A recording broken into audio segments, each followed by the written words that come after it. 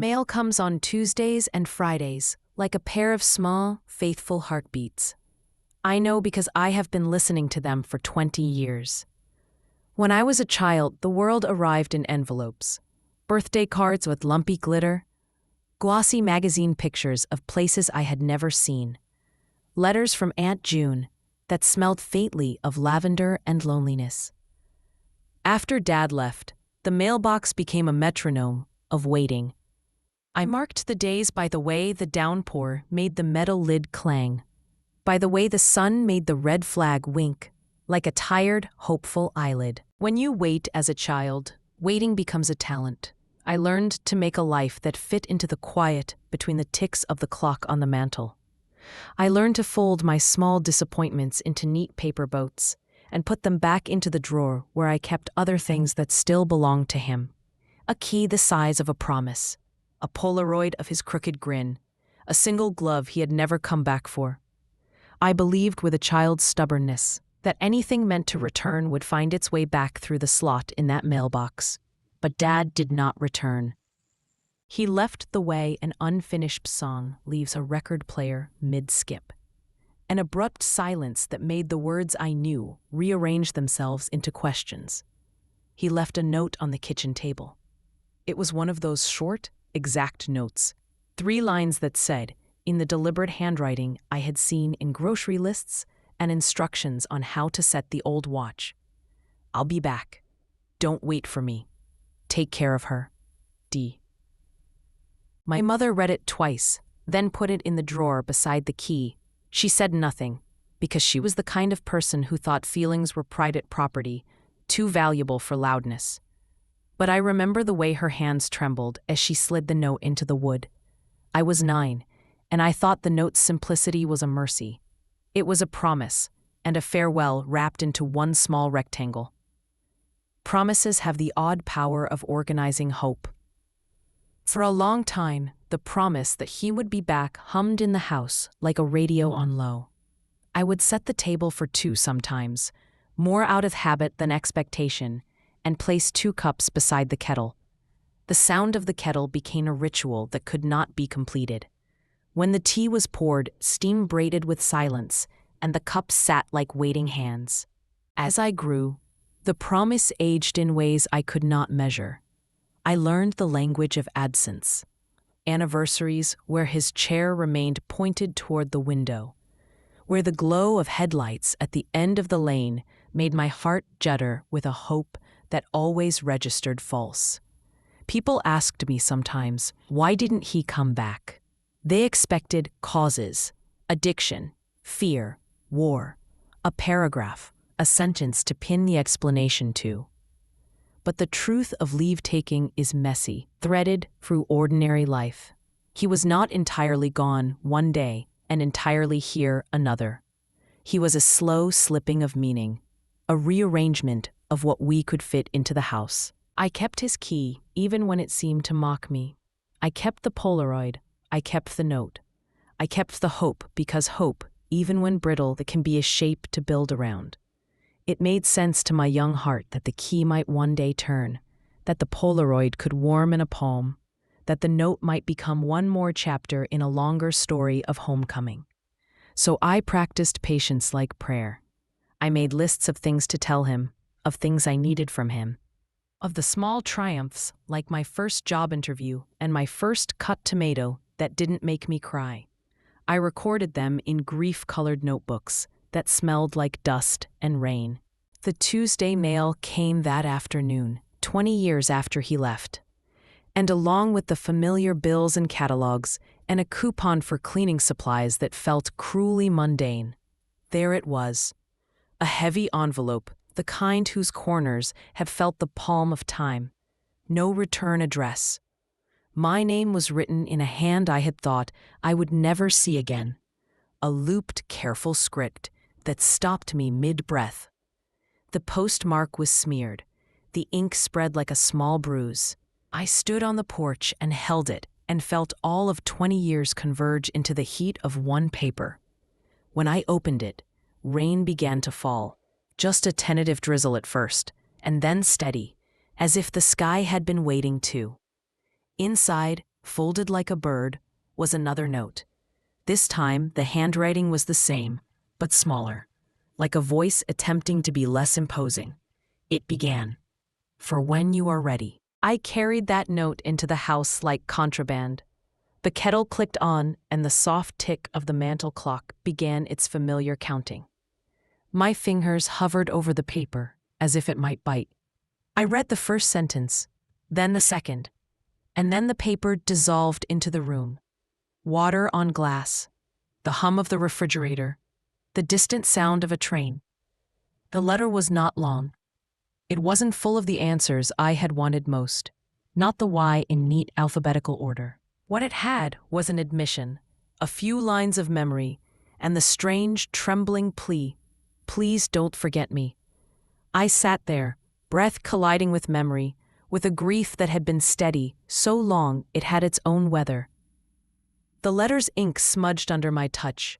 The smell of rain and old paper rose. I realized then that waiting was not only about the person you waited for. It was the architecture of your life built around their absence. And when absence started to speak, it made demands, attention, inspection, and painful, generous reconsideration. That night I read the letter through until the one last line, which was 3 words and a sentence and a hinge all at once. I promised. I tried. I'm sorry. The key in the drawer felt heavier. The Polaroid stared up at me with the same crooked grin. Outside, the mailbox's red flag lay still as if it had finally taken a rest. Years had taught me to measure what remained, not what was missing. But the letter made me measure differently. It reformed the small room of my life. The promise he had made 20 years ago was not gone.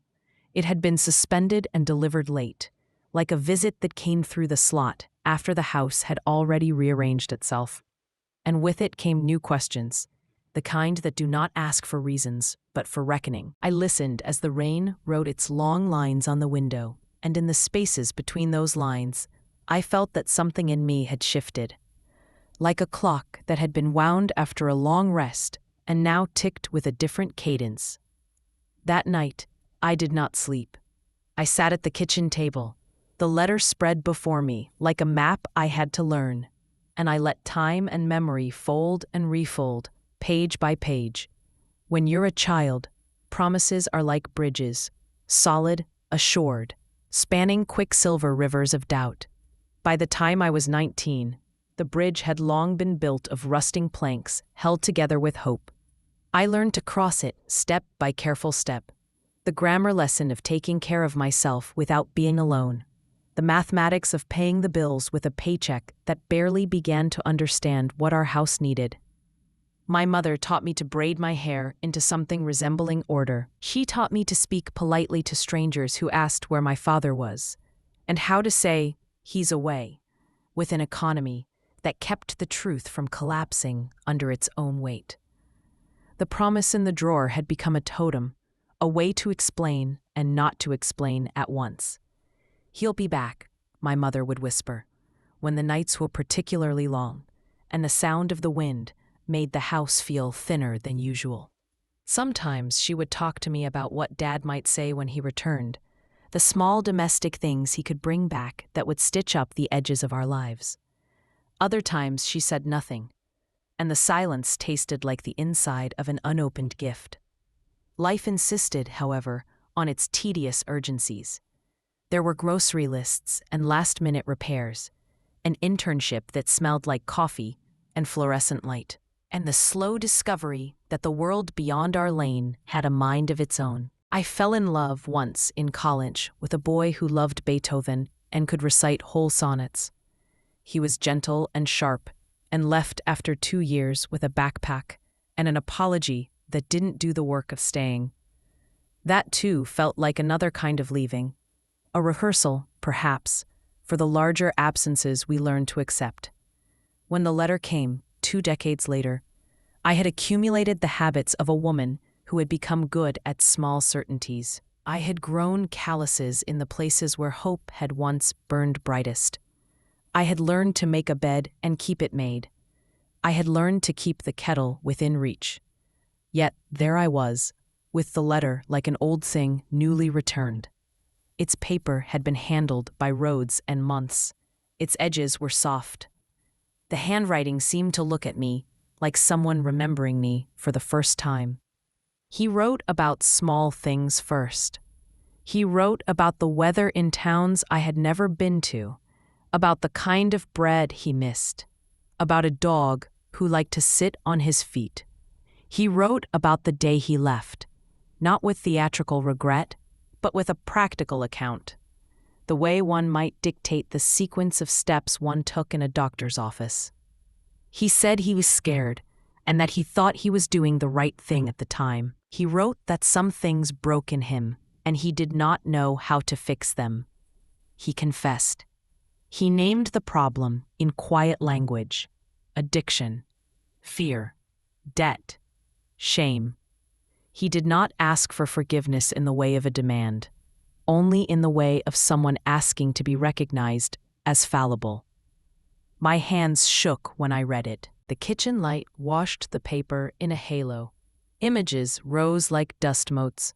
Him at the sink, him under the porch light, the small ritual of him tapping the jar of pickles as he decided whether to have one. I had stored those images like treasure, not realizing they were the only map I had of him. The letter did something else. It spoke of attempts at making things right, of lines of rehabilitation and faltering jobs, of nights in plywood rooms that smelled of bleach and regret. It spoke of a face that aged into guilt, a man learning to make small, ordinary sacrifices. I tried, he wrote in that unshowy hand, and the two words hit me like rain hitting a tin roof: deliberate, unavoidable. There was a paragraph about the nights he thought of me, my mother, the house. He admitted to imagining returning and finding us changed, perhaps different in ways he could not predict. He described the exact sound of the gate he had left through, how it creaked in a way that made him think of a hinge that had been giving for years. For the first time since he left, he named the scale of his absence. It was not an apology masquerading as explanation. It was an attempt at truth carved with narrow tools. I remember thinking then of how many people hold their entire identity within a single act of leaving or returning. I had, in many ways, learned to define myself by the distance between that gate and the chair at the kitchen table. Each life event, career, marriage offers I declined, the funeral of an aunt, folded itself into that gap like paper into a box. He had left, and in that absence, I had made a life. The letter proposed a different architecture, to fold him back in, carefully, if I wished it. But the letter also carried a possibility I wasn't prepared for. At its close, he had enclosed a key. Not the key I had kept, the small key with his initial engraved in a way that had once felt like a secret.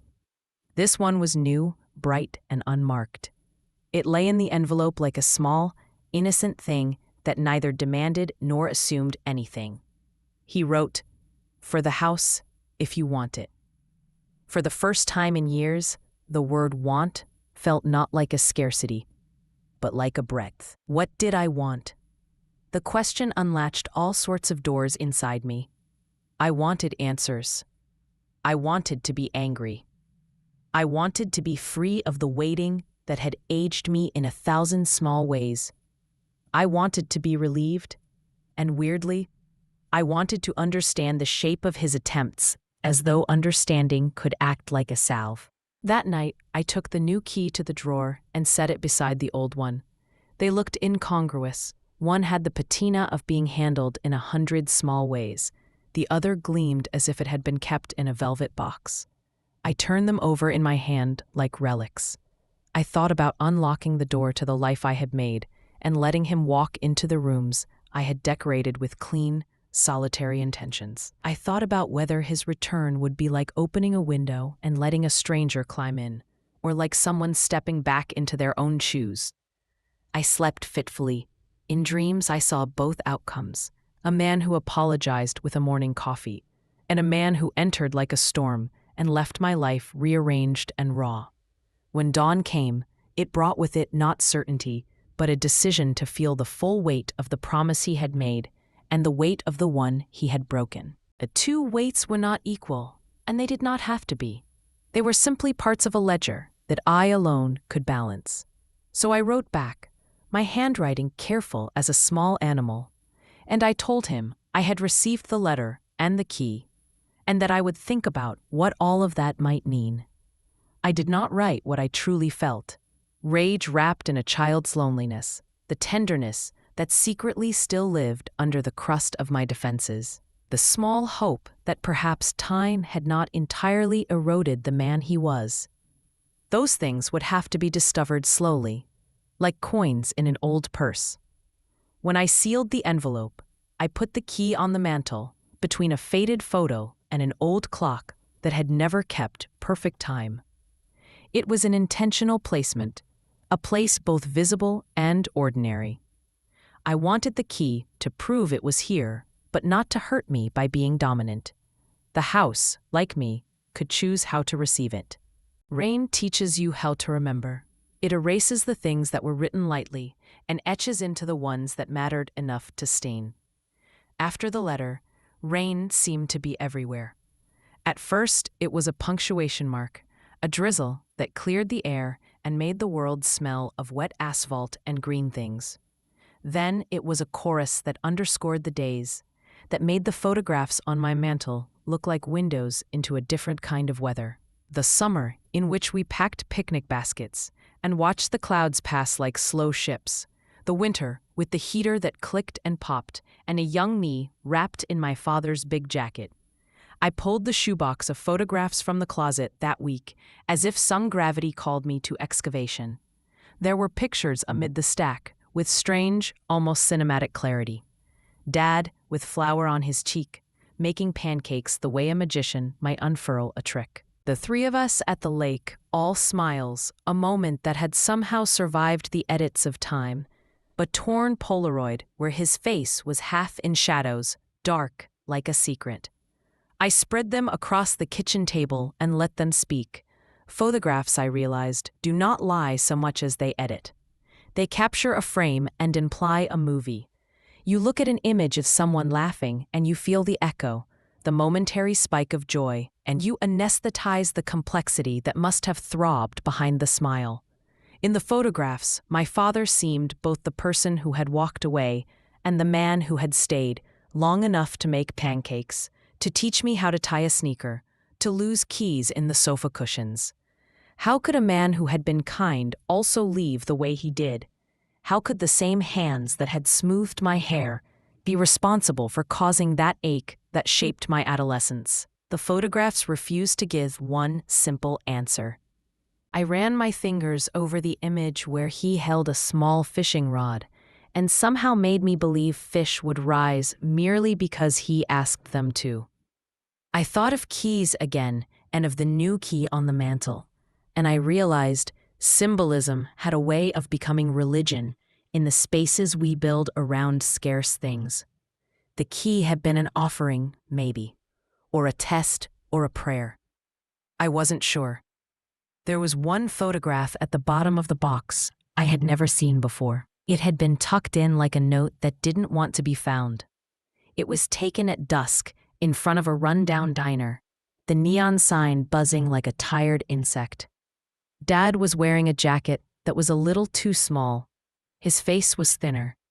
There was a small woman beside him, not my mother, and not anyone I recognized. She looked at him in a way that was casual, warm, and familiarly human. The kind of glance lovers exchange when they've decided to keep laughing at the same joke. The photograph felt like an uninvited confession. Later in the day, I took the photograph to my mother and asked about it. Her response was a slow folding, a device she used when she didn't want to tell the full truth.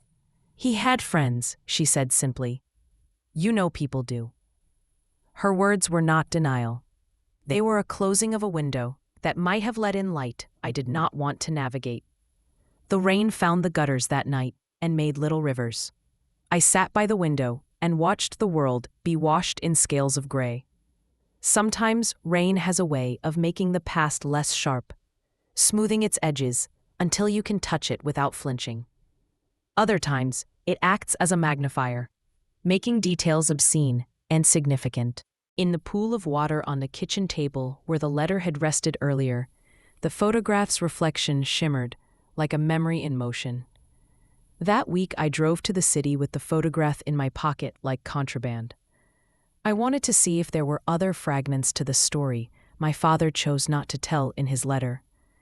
I went to places a person might go when trying to locate a ghost: an old workplace where he had been a fixture for a decade, a diner he had once liked for the coffee, a church where I had once sat in the back and watched service like a spectator at a familiar play.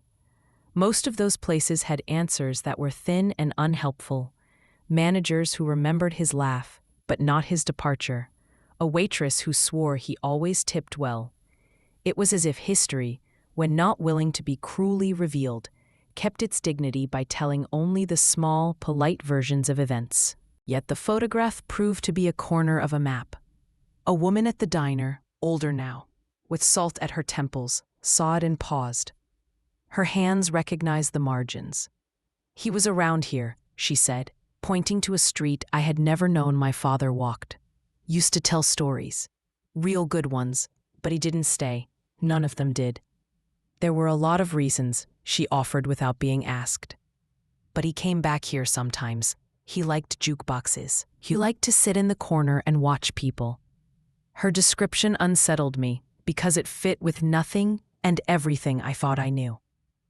A man who liked jukeboxes could be ordinary or mythic, depending on the day. I began to see Dad as a collage of small things, like the fragments in that shoebox. He was not only the absence I had rehearsed my life around, he was also a composite of kindness, recklessness, and the greed of the world that took more than it returned. On the drive home, I stopped at an antique shop with rain beating like pearls on the windshield. There, behind a case of tarnished spoons and old salt shakers, sat a music box. It was the kind that played a slow waltz when wound, the kind children watch with a reverent, aching patience. I wound it. The song unfurled itself in a thin, honest way. I thought of the photograph, and the woman in the diner, and the letter. The waltz hummed like a memory trying to be precise. I brought the music box home and set it on the shelf near the mantel. Its tune would become another recurring line in the house's music, sometimes a comfort, sometimes a summons. When the waltz played in the dark, I would remember the way my father had moved around the kitchen when he made tea, the small ritual like a choreography learned in a foreign land. Memory, I realized, is not only in photographs. It is in the way a hand reaches for a mug, the tilt of a head when someone hears a certain song. The music box became a signal, a lighthouse flashing from the safe harbor of ordinary things to the raw ocean of memory. The rain kept falling for days, and in that great world I found myself walking through the house like a person who had returned to a hometown and was trying to find her street. The letter had opened doors, photographs had supplied footprints, and the music box had given me a soundtrack. The past had a crude texture, not simply facts. There were scenes I had to reconcile, not to absolve him, but to understand enough to decide what kind of person I wanted to be beside that history. When the rain finally stopped, it left the world smelling like peeled fruit. The earth tasted of newness. I put the photograph in a frame and set it near the old Polaroid. The two faces, one of a father who had been present and one of a father who had been absent, hung together like two thin plates. I would look at them often and allow both truths to live side by side, neither erasing the other.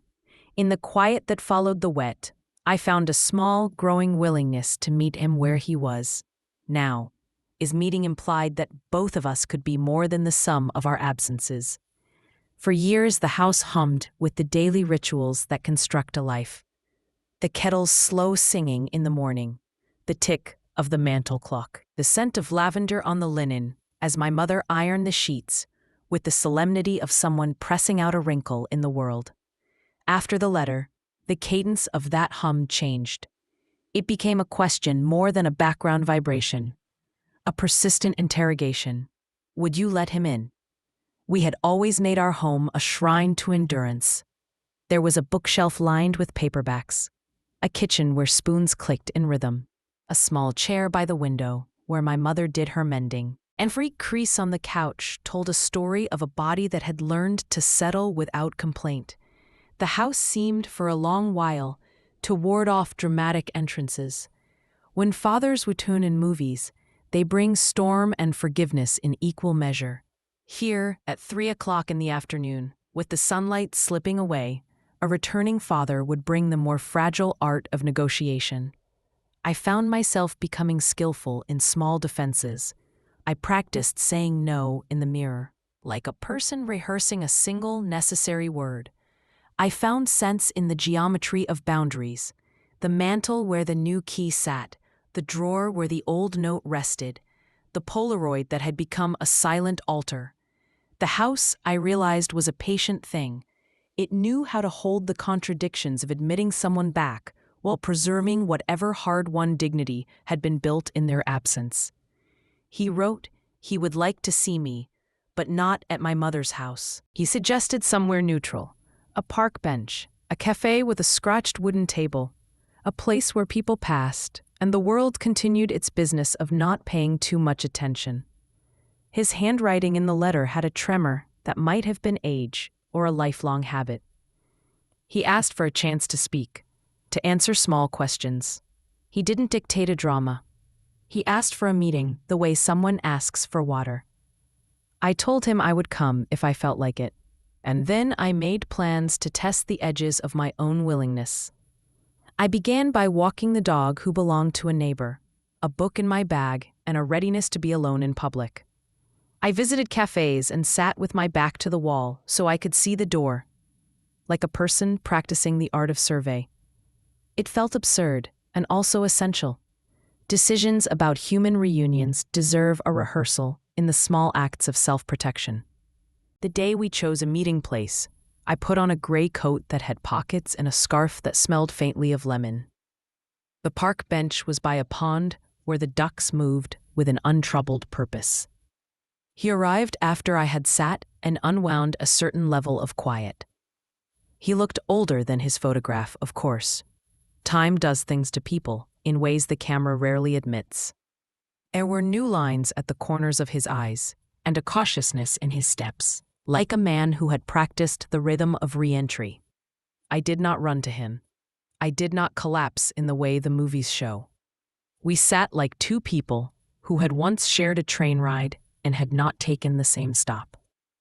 He spoke first, and his voice was softer than I remembered.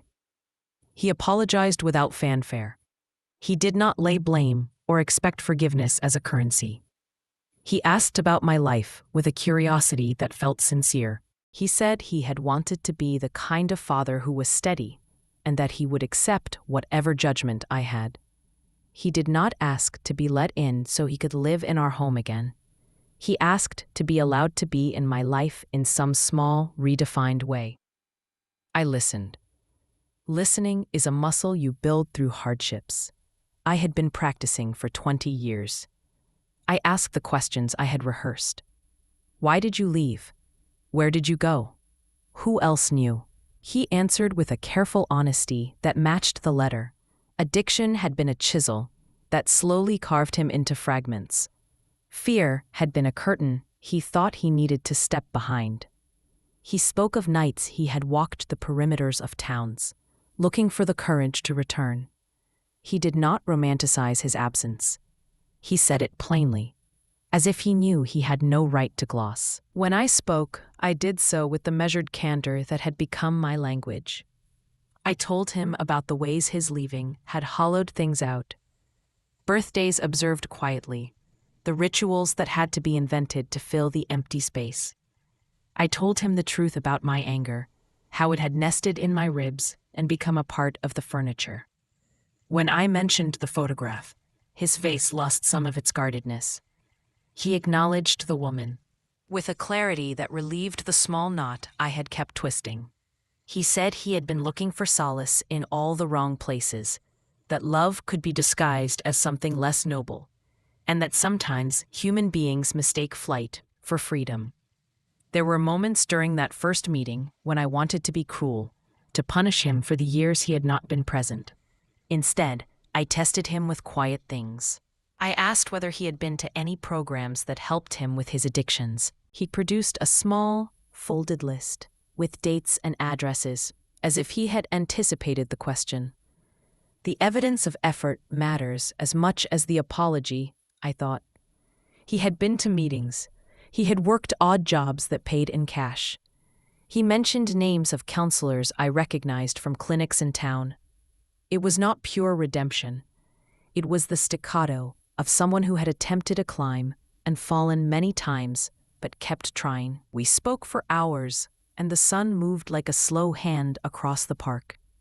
When we parted, we did so not as strangers, but not as a family either. We were two people who had carried the same identity and found it reshaped. He asked permission to come by sometimes. I told him to call first. It was the kind of boundary that might have seemed small to anyone else, but to me, it was the weatherproofing necessary for my house to remain a home. That night, I wound the music box and sat by the window, listening. The tune was the same, but there was an added note of complexity now, a variation that admitted sorrow and a stubborn, trembling hope. I realized with a strange clarity that redemption doesn't arrive wrapped in certainty. It arrives in small, often imperfect acts that accumulate into a possibility of trust. The house hummed his name now, and the sound was not an invitation as much as a cautious recognition of reality. The man who had left was trying to piece himself together, and that attempt deserved a space, if I could make one for it. There is a particular kind of silence that follows a confession. It is like the quiet after a theater performance, when everyone holds their breath before the applause starts or fizzles. What follows a confession is not necessarily forgiveness. It is the work of deciding whether to remap the geography of your life. After that first meeting, we began to write a new script for our interactions. Small, practical scenes at first, then gradually more intimate acts. He came to my mother's house with flowers on his second visit, awkwardly wrapped in brown paper, the way someone who was not practiced at purchasing flowers might do. He offered them to my mother, and then looked at me as if asking permission to take up space. My mother accepted them with an economy that might be mistaken for indifference. In her way, she was grateful for the evidence of the man's attempts. She is pragmatic and has a soul that prefers quiet to spectacle. She drank the tea he made with a politeness that was both shockingly generous and strategically cautious. We began to speak on the phone sometimes. The calls were short at first, then longer, then threaded with the small domesticities people exchange when they are building a relationship. He asked about my work, about the neighbor's noisy dog, about my mother's chronic arthritis. He learned the names of my friends and remembered the birthday dates of my cousins. He came to small events like family dinners, where the table was arranged as if with the intention of testing how the fabric of us might accept a new thread. At the same time, the more he tried, the more I watched for the signs that had once predicted his departures. Sometimes the past shows itself in the small habits that have not yet been excised. There were nights when he would stare at the window as if listening for a train that would never come.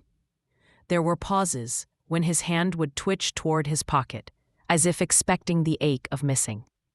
The pull toward old comforts, bars where the lights are forgiving, old friends who enabled mistakes, is a gravitational thing.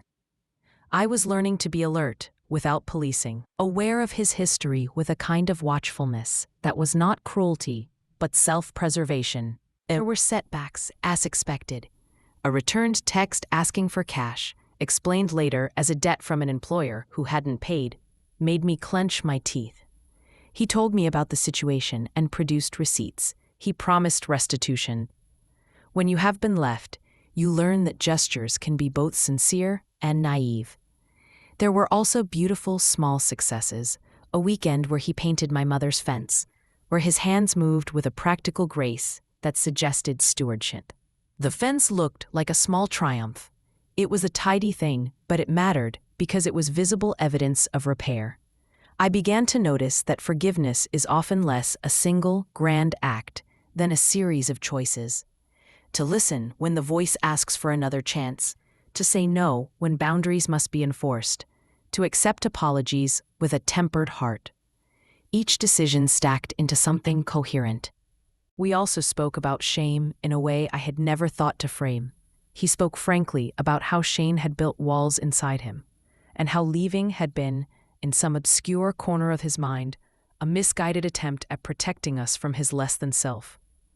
The paradox of such a rationale is that absence can be an act of protection and also of violence. He said he thought he was sheltering us from storms he could not weather, but in doing so, he had constructed a different, subtler hurt, the slow erosion of trust. One afternoon, several months after the letter arrived, he brought a small box of things he had kept. Among them was a dandelion pressed between pages, a child's scribble of my name, a strip of ticket stubs from an evening we had once gone to the movies. He handed me these relics like a person trying to return borrowed time. I remember the way my throat felt compressed, as if some old grief had modernized into a new ache. "Do you still want these?" he asked. "I don't know if I ever wanted or did not want them," I said. "I think I've been keeping memories like an insurance policy against forgetting who you were." He nodded as if understanding. There was humility in that nod, a willingness to be small and true. The repair was not linear. There were days that felt like a valley, where the fatigue of healing weighed heavy. There were nights I woke up with my heart pounding, convinced I had heard the gate creak open in the dark, and expecting the worst. Those are the nights when the past is more present than ever. Healing is an ongoing rehearsal for trust, and trust is an album of small, consistent acts. One symbolic act that mattered more than I expected. He came to the attic one afternoon and unearthed the old mantel clock that had stopped the night he left. It had been wound down and heavy and had waited for years. He took it home, cleaned it, found the missing spring, and brought it back like a small miracle. When he wound it and set it on the mantel again, it began to tick with a sound that felt like ordinary life re-entering the room. The slow, steady tick felt like an apology given a mechanical, inevitable form. It was not redemption. It was not even promise. It was a function. The clock did what clocks do. It kept time. But I found in that noise a rhythm I could rely on, an assurance that things could continue, that the heartbeat of the house had not ceased and might even adapt. I began to measure our progress not in grand pronouncements but in repairs. Fences, clocks, small dinners, whispered apologies, and receipts of responsibility. The house had earned these offerings. I had earned the right to observe them and decide if they were sufficient. The music box still played its waltz on certain evenings, and sometimes we wound it together in a way that felt like a tiny reconciliation ritual.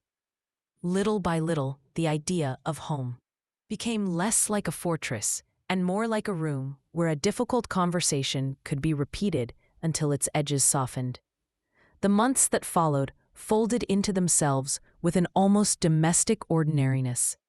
There were Sunday morning coffees, small reparative projects like repainting the porch swing, and the odd, awkward interactions that inevitably mark a family trying to reweave its fabric. We learned to sit with the discomfort that surfaced at holidays and birthday dinners, and in the quiet tethers of everyday afternoons. He began to volunteer at the community center on Thursdays. It was, he said, a way to be among people without asking too much of anyone. He helped stock shelves, served coffee, and listened to stories the way someone trains their ears to be a harbor. There was a dignity in the lowliness of his work. He learned names and repeated them as if daily practice could make him understand people better. The community took notice, slowly, sometimes skeptically, sometimes with generous optimism. People are complicated about allowing someone back into their circle. Trust must be rebuilt, like a structure that can bear weight again. My mother, for all her stoic calm, had nights of fierce reserve. She'd steel herself in the kitchen and fold cloths with the intensity of someone who protects a border. At times, I would find her talking to the photograph of Dad, as if she were admonishing an old friend. Other nights, she would sit and listen to him, and a tenderness surfaced that was less about the man and more about the home we had shared. Her care for the peace of a life that had known kindness and neglect in equal measure. I met new people too, and that was accidental grace. I began to date again in a way that felt less like an audition and more like an experiment. The world had a new texture now that the tautness of waiting had slackened. I could appreciate small things more.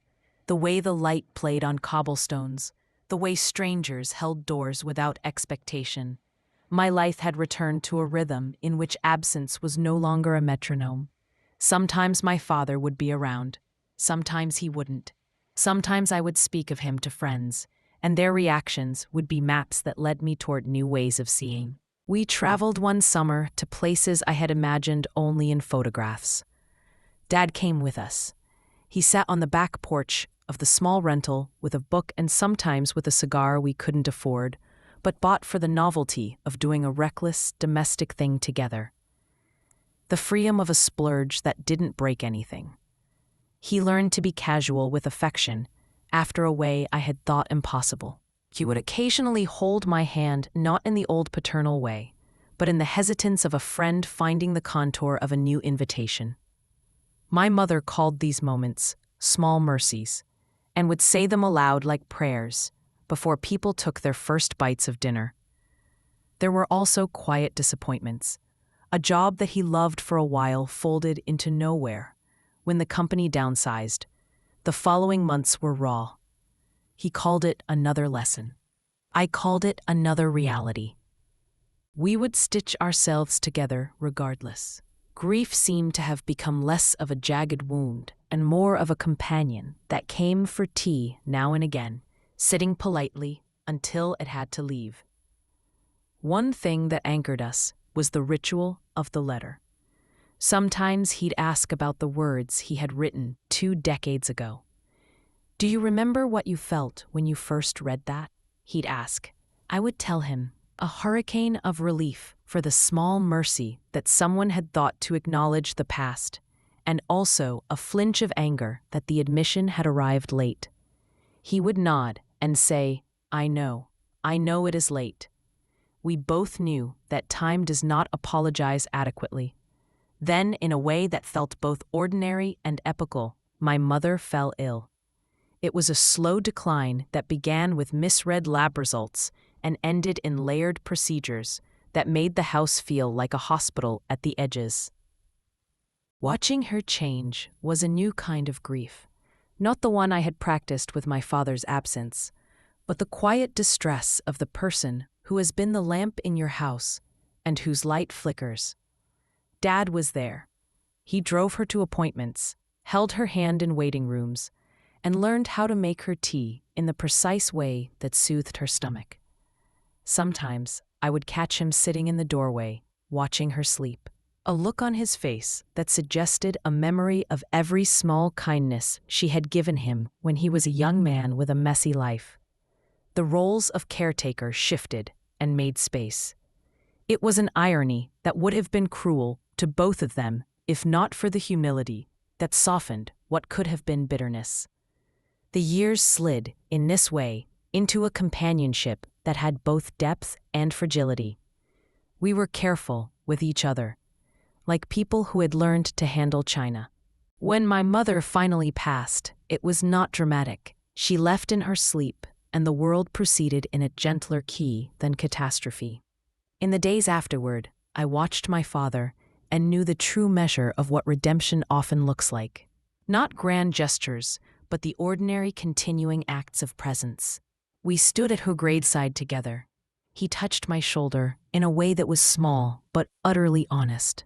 He whispered something that I couldn't entirely hear, and then we began, together and separately, the work of remembering and continuing. I felt old then, in a way that was not about years, but about the density of the life we had shared, the ache of what had been, and the tender work of mending what remained. In the quiet that followed my mother's funeral, I found myself thinking about the true cost of absence and the real currency of returning. It is not only repentance that reins people in, but the humility of showing up for the small, essential chores of living. He had learned to show up imperfectly and with great effort, and that learning had changed something fundamental. Perhaps not in the world at large, but in our small geography of home. There is a list I keep now that isn't memorialized on paper, but is etched between the bones of my days. A catalog of ordinary tasks that mean more than ceremonies. It starts with coffee poured precisely to my liking, moves through someone remembering to take out the trash, pauses at an unexpected voicemail that says, "Call me when you're ready," and ends in the small art of remembering birthdays without prompting. These are the things that create a life that feels safe again. When grief first relaxed its grip, I discovered how much of my emotional economy had been invested in the question of whether my father would return. Once the question was answered, late and in a way that demanded hard work, my attention shifted to recalibrating. A life is an accumulation of ordinary acts that signal care. I began to catalog what it meant to be held in the day-to-day. Meals cooked with an awareness of preference, a text at noon asking if I had eaten, someone who fixed a leak before it became an argument about neglect. Dad had become a study in smallness, not because small actions are insignificant, but because their repetition is the architecture of trust. He would appear with 2 cups in the morning, set them down like an offering, and not expect the weight of a decade to be resolved in a sip. He would learn my favorite radio show and pause the volume when I needed space. He got up on cold mornings to shift the curtains so the sun would wake my mother gently when she was still alive. And later, he did the same thing for me when the nights felt heavy. We also spent time repairing things he had left undone when he left years ago. The hole in the fence, the gate that squeaked, the wobbly step by the back stoop. Repair, literal and metaphorical, has a particular smell. Sawdust, grease, old oil, and fresh paint. These sensory details help the conversation between us be about making rather than merely apologizing. He would work, his sleeves rolled, and I would hand him screws like an accomplice. The simple act of bearing weight together, lifting a plank, holding a ladder, stitches relationship in ways words often cannot. There were quiet nights when I would find him reading, not out of necessity, but because he had become interested in the world in a way that wasn't self-serving. He read biographies of people who had rebuilt their lives. He read about people who had made amends and then gone on to do other, kinder things. He would bring me small clippings of articles that he thought I might like, as if our minds were yet another kind of home to inhabit. Sometimes I felt resentful, and sometimes I felt relieved. The spectrum of emotion is wide and complicated. I suppose the true test of forgiveness is not whether you feel it all at once, but whether, over time, your life becomes hospitable to someone who has been flawed. The measure is not absolution, but a newfound capacity to coexist without being consumed by the past. One afternoon, he handed me a notebook he had kept during the years he was gone. It was full of sketches, lists, and small confessions. He had written down regrets and also small triumphs, such as an omelet that didn't get ruined, or a neighbor's name he finally learned. "I used to think being gone would spare you trouble," he wrote, "but I learned later that trouble can be love if you tend it." I kept that notebook near the mantel. I would open it sometimes and read his attempts like a person reading a translation of a language I'm learning to understand. There were entries that were simply domestic. Buy milk, fix the porch light. Others were more raw. Missed the call. Felt like running. Stayed. The notebook spoke to me of consistent attempts and the humility of small acts. Our days stitched together like this, began to feel like a quilt, mismatched but warm. We had our arguments, as all families do. We had lapses and misunderstandings. Yet beneath it all was the sense that the muscle of our connection had been rehabilitated through work and small offerings. The music box kept playing, the clock kept ticking, the photos on the mantel watched like old witnesses to a complicated, messy faith. When storms came, and they did, the way life obliges, we sat through them with the kind of solidarity that is not a declaration, but a practice. There were nights when the power went out and candles made committing shadows. He would light them and make coffee, and we would talk until our voices grew hoarse. In those moments, the past felt present but tolerable. We had learned to hold it like a fragile object. Sometimes, when the house was particularly quiet, I would take out the old note he had left the night he disappeared. I would read the 3 lines. "I'll be back. Don't wait for me. Take care of her." And I would feel that odd mix of childlike longing and adult understanding. People leave for reasons we seldom fully comprehend. Some departures are cowardly, some are necessary, and most are an awful combination of both.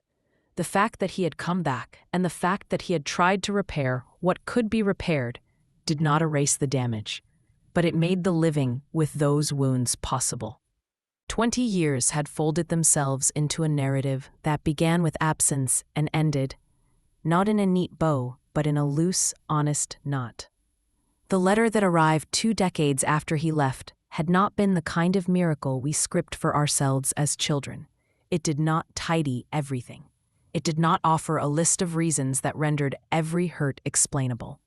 What it did do was reintroduce the idea that people can, with time and effort, become less like the worst versions of themselves. In the months after my mother died, there were evenings when the house was too loudly empty, and I would wind the music box and let the Finn waltz play until the room blurred. Sometimes he would come by simply to be present, bringing dinner or the sound of someone sorting through the day's newspapers. Other times, he would call and tell me about a person at the center who had told him a story about redemption. He would describe the story with childish eagerness and then add, "It reminded me of us." In those moments, forgiveness felt less like a theological obligation and more like the practical necessity of growing old with dignity. One winter evening, as the fireplace hummed and the curtains framed the street like the stage of a familiar play, I found another envelope on my doormat. This one was smaller, with my name written in a hand that had become both rightly familiar and more tentative. Inside was a note as well as a small key with a tag, "The Blue House. If you want it, take it." The Blue House was a place on the edge of town that had been in our family for generations, the one with the crooked fence and the garden that my mother loved. Owning it had been a struggle that matched the geography of our life. Sometimes we maintained it. Sometimes we had to let it sit silent. For years, it had been a symbol of what passes down through generations, a place of belonging and small stubbornness. He wanted me to have it, not as a pity gift, but as a gesture rooted in a desire to return something to the lineage he'd jeopardized. He knew how I kept things, the way I mended, the way I planted seeds, even in poor soil. He wrote, "I want you to have a place that is yours. Keep it if you want. If you don't, then someone else should." I took the key and held it until my fingers went numb. The blue paint on the house had peeled like old petals. There were wind chimes and a porch swing and a maple tree that had grown like a sentinel. When I walked through the door and the smell of old books and earth rose up to meet me, I felt, for a moment, that the house was not simply property or a structure, but a story with rooms that had waited to be filled again. I thought about what it would mean to accept this, to take something tangible that had been offered by someone who had once given me the hurt of leaving, and to place it in the ledger of my life. It would be an act of complicated trust. It would be a choice to preserve and make anew. I chose to accept it. The Blue House became a project, and projects are honest because they require labor instead of mere sentiment. I repaired the fence with Dad by my side, painted the porch, planted a row of lavender. We spent long evenings talking about the times we missed and the things we could never retrieve. He would sometimes pause and say, "I don't deserve this." And I would say, "Neither of us deserved what happened, but here we are." The seasons turned with a steady indifference. The maple tree shed its leaves and then grew them again. The music box still played its waltz, and the clock kept counting. We marked anniversaries by cooking familiar recipes, and sometimes by being quiet enough to allow the echoes of the past to exist without dominating the present. The small things mattered. Sweeping the steps before guests arrived, taking the trash out without being asked, remembering details about neighbors' lives. The ordinary acts of care became our quiet redemption. When I think of the letter now, the one that arrived 20 years late, I think of it as a beginning that was late but real. It did not fix or erase, it invited and gestured. It asked that I consider whether the heart has room for both grief and tenderness, for reproof and small, earnest repair. The man who wrote it did not return as a saint. He returned as a person who had weathered storms and was willing to remain present with the people he had once failed. We do not get to choose all the ways we are hurt, but we can choose how we keep living. For me, the choice was to open doors that had been shut with care, to let in light in measured portions, to allow someone who had once been a rupturing force in my life to become a participant in its slow, sometimes mundane thriving. I planted lavender along the fence. I kept the music box on a shelf in the blue house. The Nantel clock, wound and patient, keeps time now not as a judge, but as a witness. The letter rests wrapped in tissue in the drawer beside the old key. Sometimes, when the night is particularly still, I take it out and trace the smudge where rain once blurred the ink. I read it not for absolution, but for a record of a human attempt. The final line still makes me breathe a little harder. I promised. I tried. I'm sorry. Those 3 sentences do not complete the story, but they did start a different sort of continuing, one where the past is acknowledged without erasing the future. We are not a family unscarred. We are a family that learned to keep living with the scars, to mark them, to sew around them so that the garment of our life might hold together without being ashamed. There is no final, cinematic reconciliation here. Only the daily business of kindness that looks a lot like washing dishes, of calling when you say you will, of not asking for the impossible. The quiet work of being present transforms the small things into their own kind of salvation. And so I live with the weight of that late letter like a folded map. Not a route back to a perfect past, but a chart for where we might go from here.